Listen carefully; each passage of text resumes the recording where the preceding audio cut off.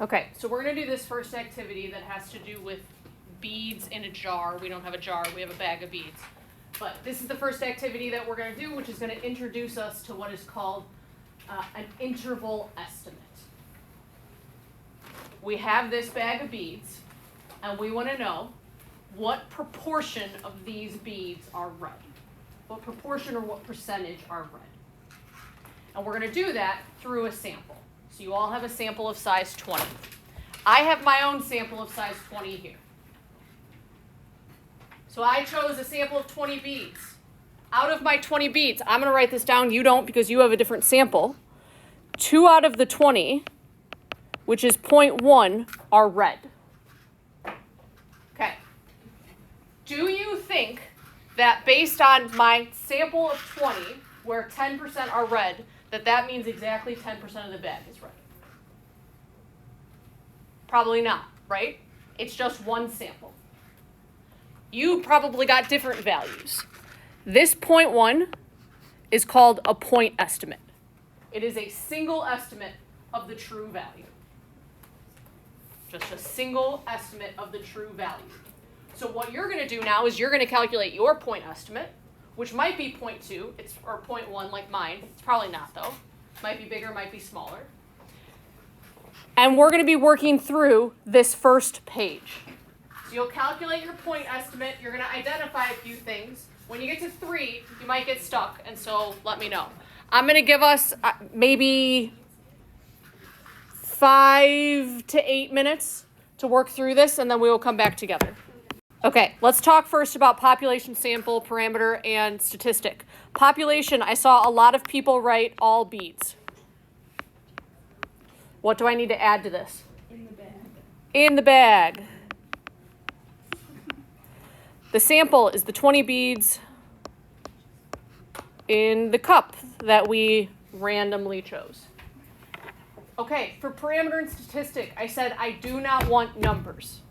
So a lot of you here wrote something like the statistic is 0.1. It's not. So then a lot of us wrote proportion, which is great. What is the word we need in front of that? Sample. So we should have written sample proportion. Whoa. Oh my gosh. Okay. Can you guys get that says sample and I just couldn't spell? I don't want to have to write it again. Sample proportion of the red beads in the cup. So what is our parameter then? Population proportion of red beads in the bag. We good so far?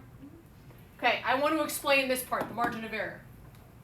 So you are going to choose a value to add and subtract from your point estimate to create an interval of values. Now, nobody wins a prize because I don't actually know how many beads are in this bag.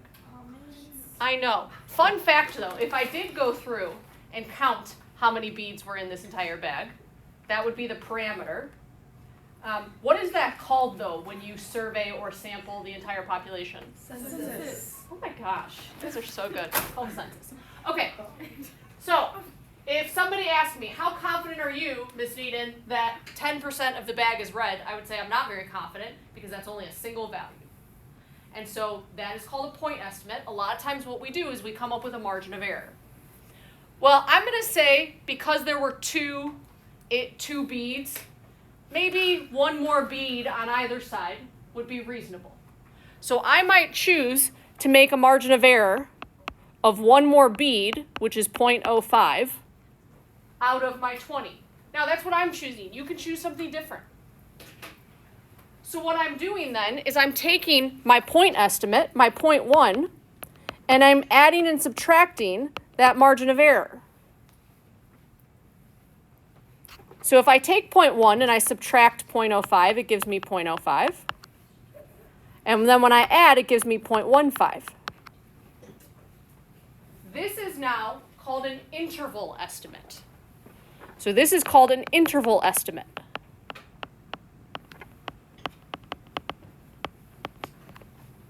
So now if somebody asks me, how confident are you that between 5 and 15% of the bag is red, I'm a whole lot more confident than with just a single value. You with me? Okay, so that's where I'm going to leave us now. don't use the same margin of error as me, unless it makes sense to you. It's going to be pretty boring if all of us use 0.05, right? Maybe pick something else. Maybe you think that's too big. Maybe you think it's too small. I don't know. But come up with your own interval estimate. And then you are doing 5, 6, and 7. So I'm going to give us 5 more minutes to see how far we can get through here. Okay, so you all came up with your own margin of errors. I saw a whole bunch of different values. Why would I not choose a really big margin of error like 0.5? What is the downfall of choosing a margin of error that big? Well, then you can't. Well, actually, no. Because you go in the negatives. Okay, so issue number 1 goes into the negatives. Is it helpful if I give you an interval between 0.1 and 0.9? Does it give us a lot of information to learn that between 10 and 90% of the bag is red? No, right? That's pretty much no information. That's pretty much useless. And so we're trying to balance finding an interval that's helpful, but that's not too wide. Okay, so then we had to estimate our confidence. I saw anywhere from 2 to 95%.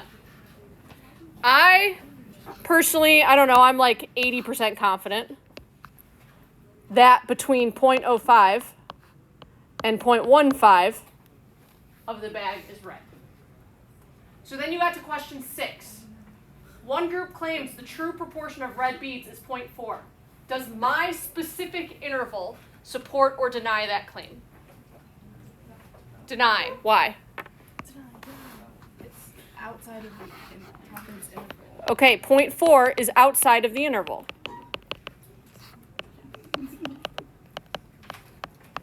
Okay, does that mean definitively that the true proportion is not 0.4? No. No. So do we recognize that my interval may capture the true proportion and it may not? Yes. Okay, so we cannot say definitively that 0.4 is not the correct value. Okay, another group got 0.27, 0.33. What was the point estimate? 0.3, it's the number in the middle. And then the margin of error? 0.03. Because we took that 0.3, added and subtracted 0.03 to get the interval. How are we feeling about this? This is okay? Okay, on the next page, we're going to write in the box at the top the things that you should have learned. Like the things that we should get from this. Can we go on? Okay.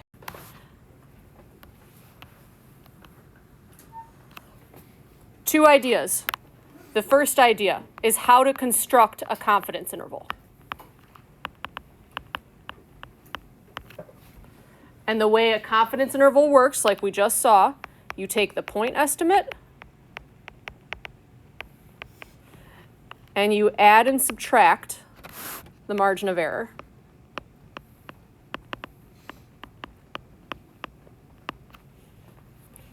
This is a point estimate for proportion. You can have a point estimate for mean. You can have a point estimate for variance, for standard deviation, so on and so forth. I should have said this at the beginning, but I've been telling you all that second semester is all about 2 different procedures or processes. The first one is a confidence interval. So about half of this semester, you are going to be making these confidence intervals. Okay, so that was the first thing. The second thing that we need to be able to do is we need to be able to interpret a confidence interval. Anytime you construct a confidence interval, you are going to be writing this sentence. And the sentence goes, we are blank % confident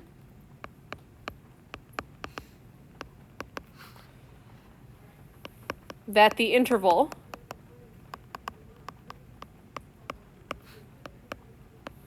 from blank to blank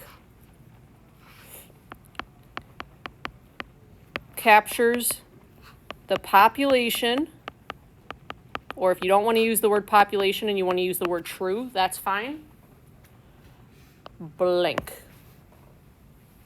In this big blank, you need whatever your parameter is So population mean, population proportion, you also need context.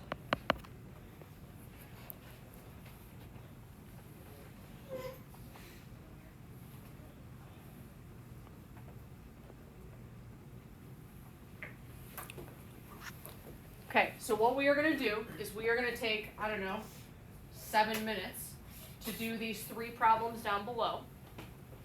You're going to do them. We'll go over them and then we'll take a break. So you all please do A, B, and C here. Okay, so part A.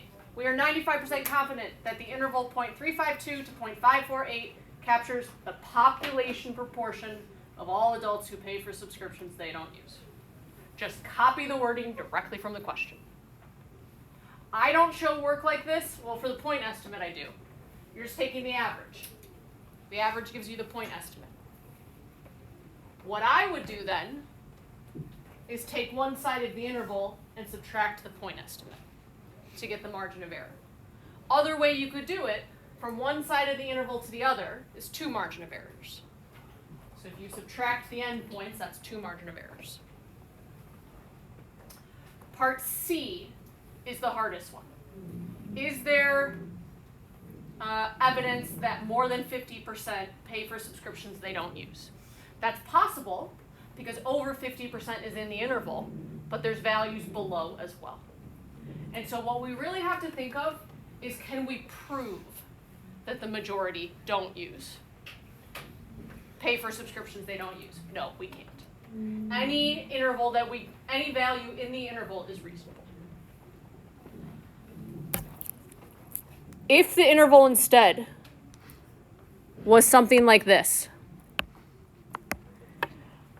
0.49 to 0.6, and I asked you the same question, does this interval support the reporter's claim? You would still say no. So a lot of us look at this and we're like, well, yeah, most of this interval is above 50%. It's still possible, though, that the true proportion is 49.49. Can somebody give me an interval then that would definitively support the reporter's claim?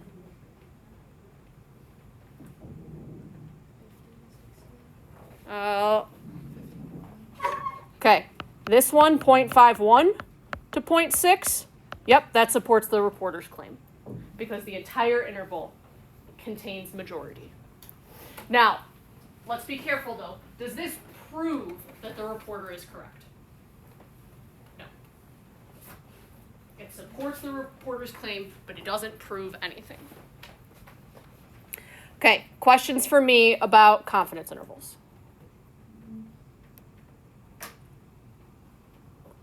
Great.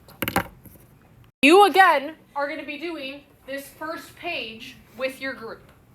So what you'll first have to do is go to this link, which I'm going to tell you it's not going to work in the worksheet. You're going to have to type it out like the olden days, please. I know. I'm gonna copy. So type that out. Well, I said it first. Okay. So the big ideas. There's 2 of them. The first one is we should be able to interpret a confidence level. So before you interpreted a confidence interval. Now you're interpreting a confidence level. So what does that 80% mean? Or what does that 95% mean? That tells us in the long run what happens if we took many samples. So the way that we would write that is if we take many samples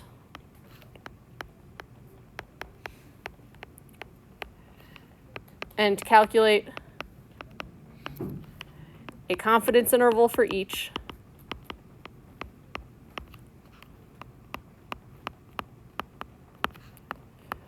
about blank % of them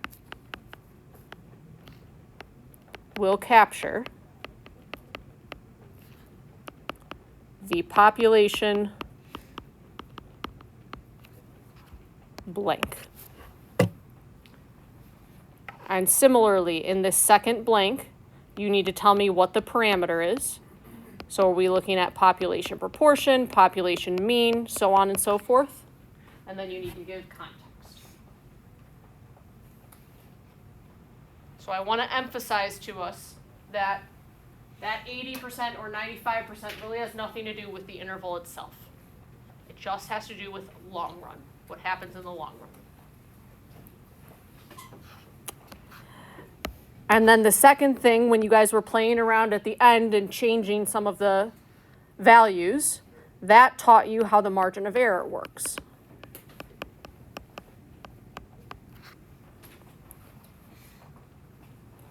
Two things you need to know here. As the confidence level increases, so as we go from 80% to 95%, as we become more confident, that margin of error has to go up as well. If I'm more confident, my interval has to get wider so that I'm more likely to capture the true value. I am very, very picky on this wording. I will not accept a bigger interval. The interval is not bigger. The interval is wider. So as confidence goes from 80% to 95%, the interval gets wider, not bigger, it's wider. Bigger means something else. The next thing you learned, if we take bigger samples, so instead of a sample of size 20, a sample of 250, the margin of error is going to go down. And that's because if we have any unusual observations, they're going to be evened out. Right? We talked about bigger samples, the sampling distribution, the variability goes down. That's what you guys just had on your test. So in this case, again, I don't want the word smaller. This is a narrower interval. A narrower interval.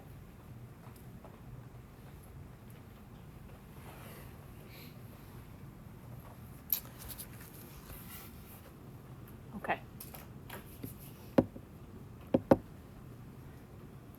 Questions for me before you all do the last set of questions. So what you're going to do in your group is you're going to do the last set of questions. We'll go over them, and then we'll go over the test that you took a few days ago. Okay. So if you could look up here. It is very important that we know the difference between interval and level. So the interval is what we did earlier. I'm 90% confident that the interval from blank to blank captures the population proportion of students that can do a pull-up. B, the new one, if we take many, many samples and calculate a confidence interval for each one, about 90% of them would capture the population proportion of students that can do a pull-up. If we go to size 200, if we take more people, our interval is going to be narrower. That relates to sampling distributions. Sampling distributions, bigger samples, the variability goes down. If I go to 80% instead, if I am less confident, that interval gets narrower. And then lastly, this is really big. I'm sorry, I, for whatever reason, thought our class ended at 1 o'clock. It doesn't, but this is really important. Margin of error only accounts for sampling variability. It does not account for mistakes. So hopefully we said something like students that are after-school athletes are not representative of all students. Probably more likely that they can do a pull-up. So we need to make sure that we understand or that we can describe how those students differ from everyone else and relate it to doing a pull-up. So sorry I took you this long or this close to lunch. What is due tomorrow? AP review. I will